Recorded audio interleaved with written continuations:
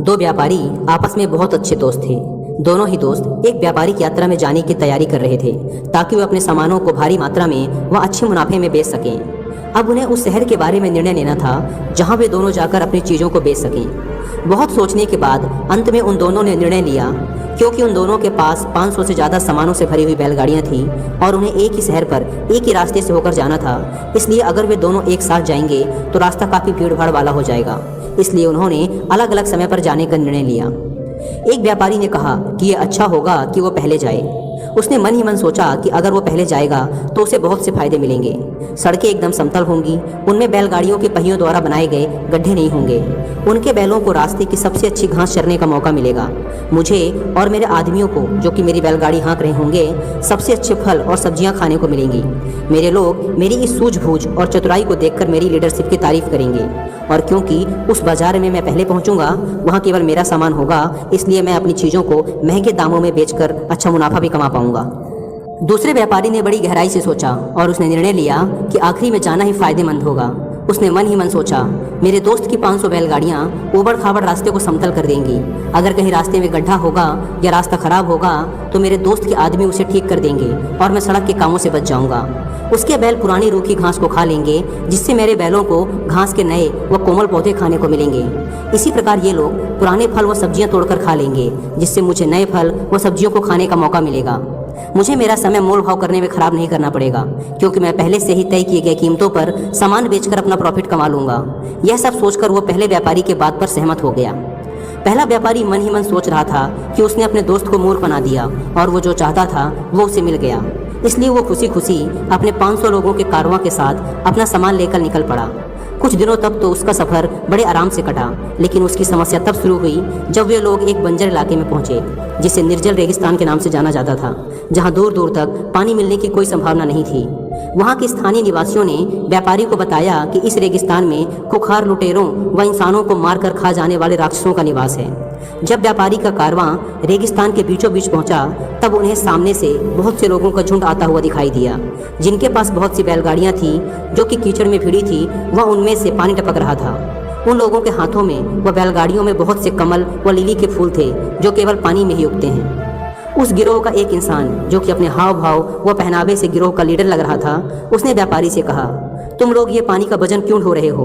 कुछ ही देर में तुम लोग एक बहुत बड़े रेगिस्तानी तालाब के पास पहुंच जाओगे, जहां पीने के लिए बहुत सा साफ पानी है व खाने के लिए बहुत से खजूर हैं। तुम्हारे बैल इन पानी से भरी बजनी बैलगाड़ियों को खींच खींच कर थक चुके हैं, इसलिए इन पर कुछ दया दिखाओ और इस पानी को यहीं फेंक दो, जिससे ये बैलों को आराम मिल सके।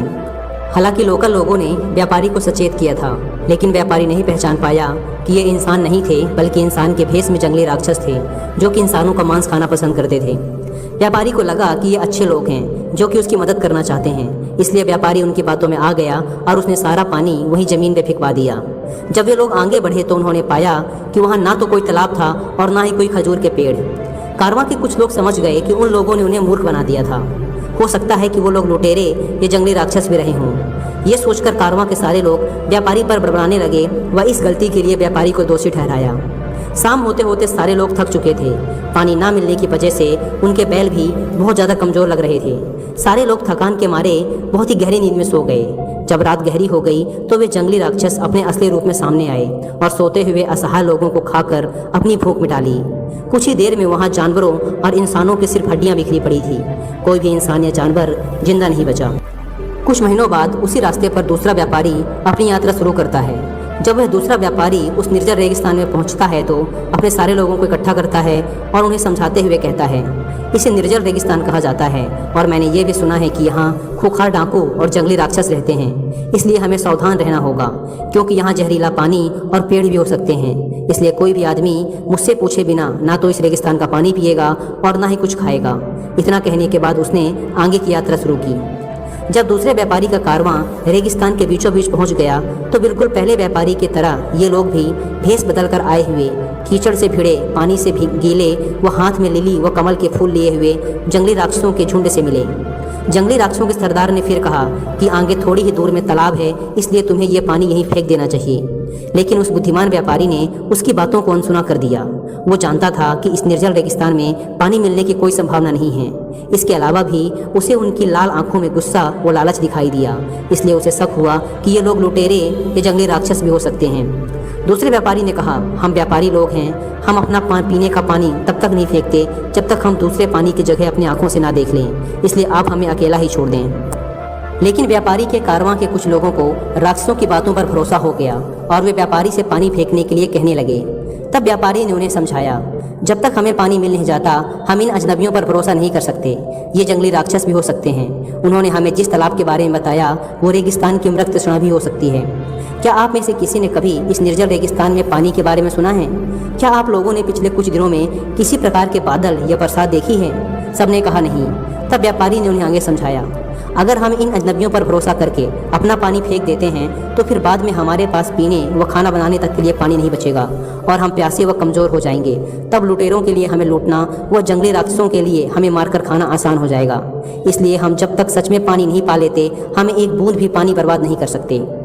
वे आगे बढ़े और शाम तक उस जगह पर पहुंच गए जहां पहले व्यापारी के कारवां के लोगों व जानवरों को मार दिया गया था। उन्हें सारी बैलगाड़ियां वहीं खड़ी मिली, साथ ही जानवर व इंसानों की हड्डियां चारों तरफ बिखरी पड़ी थी।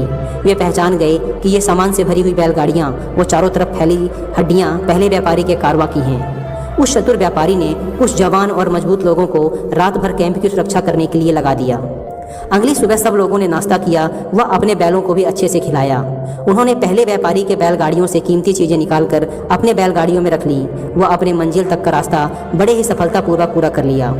वहाँ शहर में उन्होंने अपना सामान अच्छे खासे मुनाफे में बेचा व सावधानी पूर्वक अपने वापस आने की यात्रा भी पूरी कर ली, जिससे उनके द्वारा कमाए गए मुनाफे का उन्होंने व उनके परिवार ने खुशी खुशी उपयोग किया।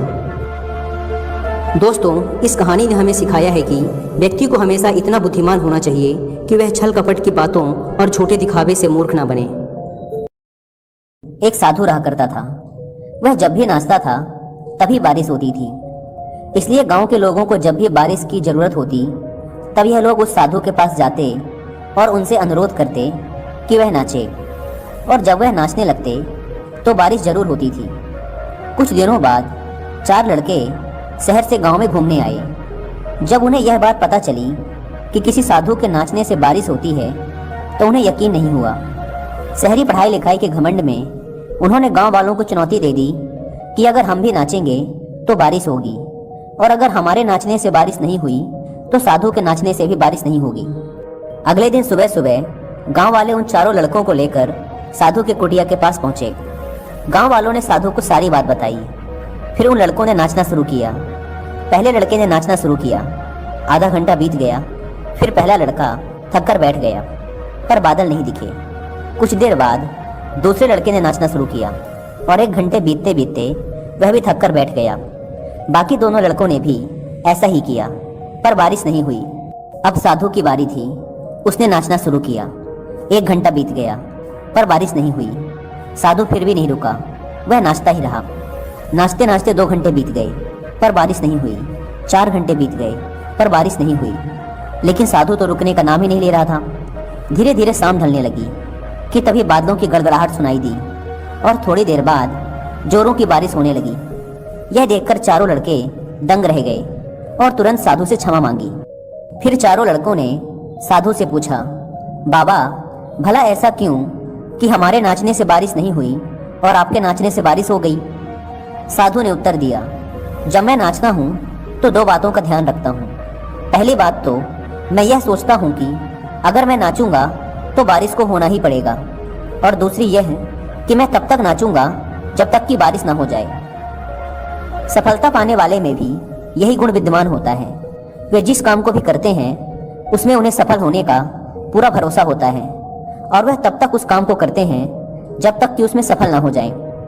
इसलिए अगर हमें सफलता हासिल करनी है तो इस साधु की तरह ही अपने लक्ष्य को प्राप्त करना होगा।